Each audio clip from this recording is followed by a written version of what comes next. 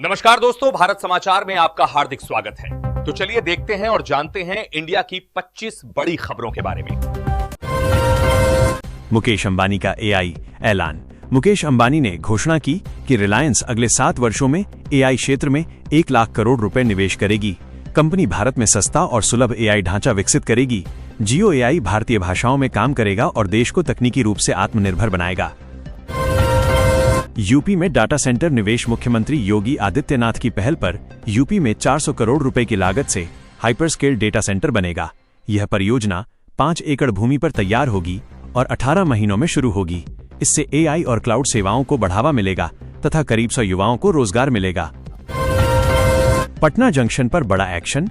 Patna junction पर चोरी और नशे के नेटवर्क के खिलाफ बड़ी कार्रवाई हुई है। पुलिस और रेलवे सुरक्षा बल ने संयुक्त ऑपरेशन में अंतरजिला गिरोह के कई सदस्यों को गिरफ्तार किया है। इनके पास से मोबाइल फोन, गांजा और शराब बरामद हुई है। इस कार्रवाई से यात्रियों की सुरक्षा में बड़ा सुधार होगा। साइबर ठगी पर चेतावनी। हाथरस में एक महिला कर्मचारी साइबर ठगी का शिकार हुई जब उसने शादी के कार्ड की एपीके फाइल डाउनलोड की। फाइल खुलते ही फोन हैक हो गया और बैंक खाते से पैसे निकल गए। पुलिस ने लोगों को अज्ञात लिंक और फाइल से दूर रहने की सलाह दी है। राज्यसभा चुनाव की घोषणा। चुनाव आयोग ने 10 राज्यों की 37 राज्यसभा सीटों के लिए चुनाव की तारीख घोषित की है। नामांकन प्रक्रिया फरवरी से शुरू होगी और जरूरत पड़ने पर मार्च में मतदान कराया जाएगा। इन चुनावों से संसद में नए समीकरण बनेंगे और राजनीतिक दलों की ताकत का संतुलन तय होगा। यूपी में पीयूसी नियम बदला। उत्तर प्रदेश में वाहन प्रदूषण जांच को लेकर बड़ा बदलाव हुआ है। अब पीयूसी सर्टिफिकेट के लिए ओटीपी केवल उसी मोबाइल नंबर पर आएगा जो वाहन के रजिस्ट्रेशन में दर्ज है। इससे फर्जीवाड़ा रुकेगा और वाहन मालिक को चालान व परिवहन से जुड़ी जानकारी समय पर मिल सकेगी। मोबाइल नंबर अपडेट न होने पर भारी जुर्माना लग सकता है। उत्तराखंड की सौर ऊर्जा उपलब्धि। उत्तराखंड ने सौर ऊर्जा उत्पादन में 1 गीगावाट से अधिक क्षमता हासिल कर ली है। राज्य की कुल सौर क्षमता 1027 मेगावाट पार हो गई है। सरकार का लक्ष्य 2027 तक इसे 2.5 गीगावाट तक बढ़ाना है। इससे बिजली उत्पादन बढ़ेगा और पर्यावरण संरक्षण को भी मजबूती मिलेगी। राशन कार्ड खबर। सरकार ने ई-केवाईसी न कराने वाले राशन कार्डों की जांच तेज कर दी है। कई जिलों में अपात्र कार्ड रद्द किए जा रहे हैं। खाद्यान्न वितरण को पारदर्शी बनाने के लिए आधार लिंक अनिवार्य किया गया है। समय पर केवाईसी कराने से मुफ्त अनाज योजना का लाभ मिलता रहेगा। महिला बस चालकों का प्रशिक्षण पूरा। महिला बस चालकों ने विशेष प्रशिक्षण सफलतापूर्वक पूरा किया है। इसमें इलेक्ट्रिक बस चलाने और सुरक्षा पर जोर दिया गया। अब वे आम बस सेवा में शामिल होंगी। इससे महिलाओं को रोजगार मिलेगा और सार्वजनिक परिवहन में उनकी भागीदारी बढ़ेगी। गोरखपुर में बच्चों को मुफ्त शिक्षा। गोरखपुर में शिक्षा का अधिकार कानून के तहत हजारों बच्चों को निजी स्कूलों में मुफ्त दाखिला मिला है। सरकार बच्चों की फीस खुद देगी और किताब कॉपी के लिए अभिभावकों के खाते में पैसे भेजे जाएंगे। इससे गरीब परिवारों के बच्चों को बेहतर शिक्षा का मौका मिलेगा और उनका भविष्य मजबूत बनेगा। नोएडा में डॉग बाइट का डेटा सिस्टम। नोएडा में अब कुत्तों के काटने के मामलों का पूरा डेटा राज्य और केंद्र सरकार को भेजा जाएगा। स्वास्थ्य विभाग एक पोर्टल पर मरीजों की जानकारी दर्ज करेगा। इससे बीमारियों पर नियंत्रण और सही इलाज की व्यवस्था बेहतर होगी। यह कदम जनस्वास्थ्य को मजबूत करने में मदद करेगा। बिजली विभाग खबर। बिजली विभाग ने बकाया बिल वसूलने के लिए विशेष अभियान शुरू किया है। स्मार्ट मीटर लगाने की प्रक्रिया तेज हुई है। कई शहरों में फर्जी कनेक्शन पर कार्रवाई की जा रही है। उपभोक्ताओं को समय पर बिल जमा करने की सलाह दी गई है ताकि कनेक्शन न कटे। सोना चांदी फिर महंगा। देश में सोने और चांदी की कीमतों में एक बार फिर तेजी देखने को मिली है।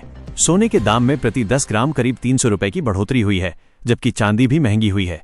निवेशकों और ज्वेलरी खरीदने वालों के लिए यह खबर खास है क्योंकि आगे कीमतों में और बदलाव हो सकता है। महिला योजना खबर।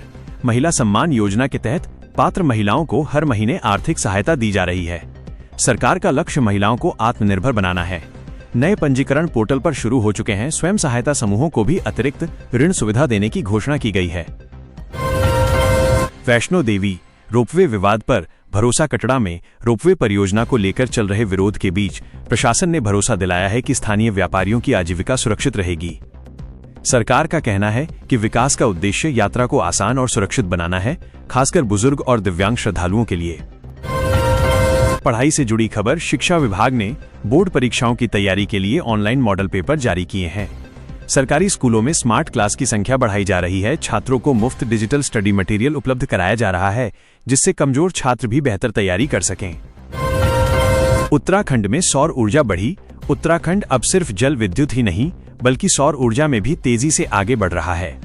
पहाड़ी क्षेत्रों की चुनौतियों के बावजूद राज्य ने बड़ी सौर क्षमता स्थापित की है। इससे बिजली उत्पादन में विविधता आएगी और पर्यावरण को भी फायदा मिलेगा। यह मॉडल अन्य पहाड़ी राज्यों के लिए उदाहरण बन सकता है। यूपी बोर्ड परीक्षा शांतिपूर्ण। अयोध्या में यूपी बोर्ड परीक्षा के पहले दिन व्यवस्था शांतिपूर्ण रही। कोई नकलची नहीं पकड़ा गया और प्रश्न पत्र समय पर पहुंचे। अधिकारियों ने केंद्रों का निरीक्षण किया। छात्रों ने प्रश्न पत्र को सामान्य बताया। ये परीक्षा व्यवस्था की सफलता को दर्शाता है। नौकरी खबर।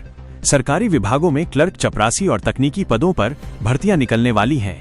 बेरोजगार युवाओं के लिए रोजगार मेलों का आयोजन किया जा रहा है। ऑनलाइन आवेदन प्रक्रिया शुरू होने की सूचना जारी हुई है। युवाओं को फर्जी भर्तियों से बचने की सलाह दी गई है।